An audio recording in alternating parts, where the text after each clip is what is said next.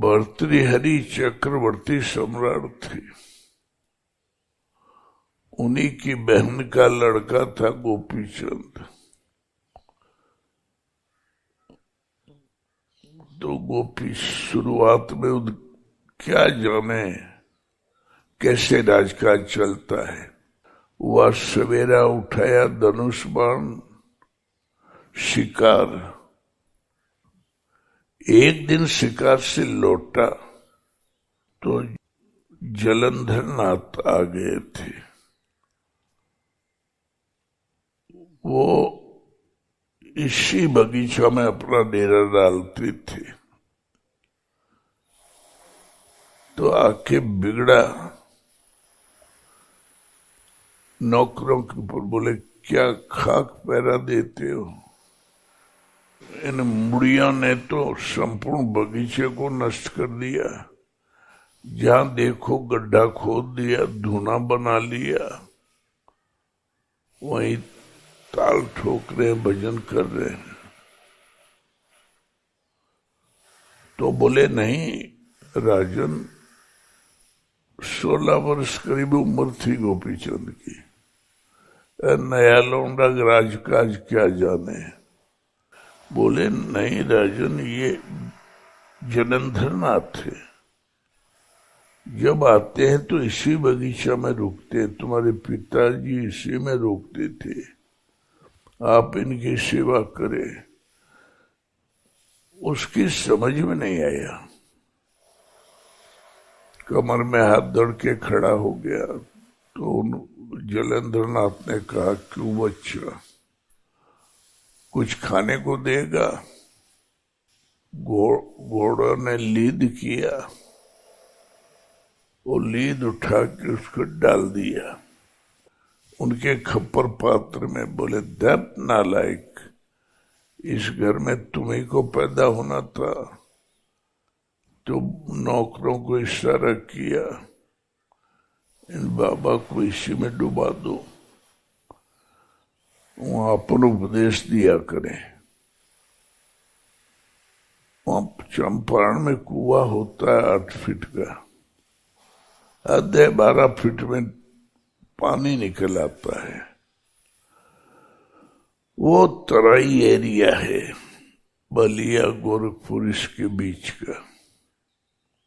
और बाबा को फेंक दो, कुएं में फेंक दिया और लीद भर दो, वहीं खाया करे, उपदेश दिया करे। घर में जाके नहाने बैठा तो 200 करीब दासियां नहला रही थी। तो माई ऊपर बैठी रो रही थी। उसके आंसू गरम गरम पीठ पर पड़ा। तो ऊपर देखा, बोले माता जी आपके आंखों में आंसू। बोले हाँ बेटा, मैं दुखी हूं। क्या दुख है बताइए। आपका दुख दूर किए बिना मैं स्नान नहीं करूंगा, कोई काम नहीं करूंगा। बोले दुख को भी तुम्ही को दूर करना है। बोले दुख तो बताइए। कंचन ऐसी काया, सहलाई जा रही है, नहलाई जा रही है, अत्र फुलेल लगाया जा रहा है। ये एक दिन धूल में मिल जाएगी, मुझे इसी बात का दुख है। तो बोले माता जी इसका उपाय क्या है। गुरु जलंधर नाथ की शरण जाओ। तो बोले एक जलंधर नाथ को तो मैं कुएं में फेंक के आया हूं। अब बुढ़िया कूद के भागी जलंधर के पास। कुआं तो कमी गहरा होता रहा। खोद खन के निकाला, बाहर बैठाया, क्षमा मांगा। लड़का बोध है महाराज। बोले तुमने क्या पाप किया है। वो जिसने किया वो मांगे। सब दौड़ के गए गोरखनाथ के पास। बोले क्या होना चाहिए। गोरखनाथ ने कहा ये टेम बाबा जी बहुत खफा है, सामने मत भेजो नहीं तो श्राप दे देंगे। 8 पुतला मनवाया, गोपी चंद की ड्रेस पहनाया सबको और खड़ा किया रात के अंधेरे में। गुरुदेव आदेश। तो बोले तुम कौन? बोले गोपी चंद। जाओ साले भस्म हो जाओ, वो पुतलवा में आग लग जाए। 8 जल गए।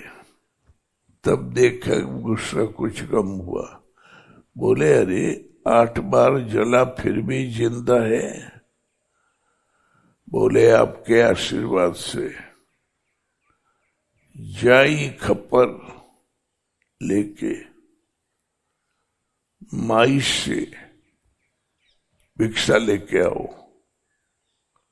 तो माई बोली बेटा पहली भिक्षा ये है किले में रहना, दूसरी भिक्षा है मशहरी में सोना, तीसरी भिक्षा ये मोहन भोग खाना, चौथी भिक्षा है सूली पर चढ़ जाना, और 5 की भिक्षा है परिवार बदल कर रहना। तो बोले माता जी वहां तो फकड़ 2 दिन की बासी टिकड़ चबा रहे ठोक ठाक के, वहां मोहन भोग कहाँ मिलेगा? बोले ये सब अपने गुरु से पूछो। जो गुरु से जब पूछा, बोले माता जी ने ये भिक्षा दिया है किले में रहना। बोले बेटा सब किले जितने दुनिया के हैं, पीछे वाले सब किले गिर गए, नए बने हैं वो भी गिरते जा रहे हैं। असली किला ये है साधना के द्वारा मन को हृदय देश में स्थिर करो और वहीं रहो।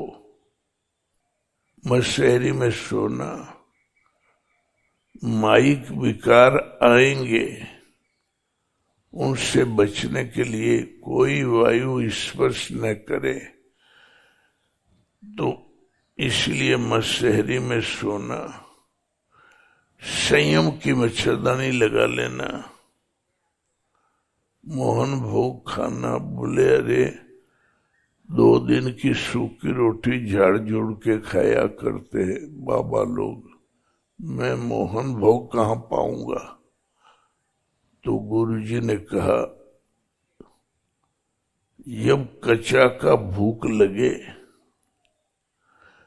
24 घंटे में एक बार, जब खूब हृदय से मांग हो, तब तुम सूखी है कि पक्की है कि कच्ची है ये भी भान खत्म हो जाएगा,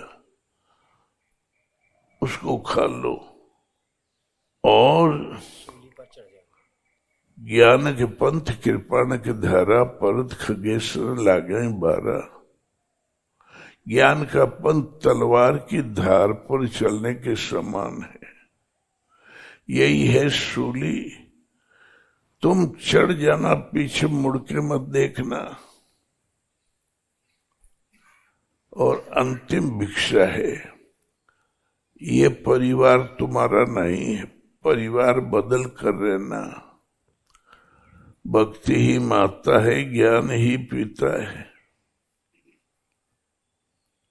वैराग्य, तेज, तितिक्षा यही तुम्हारे सहायक है। बस यही 5 भिक्षा लेके आओ।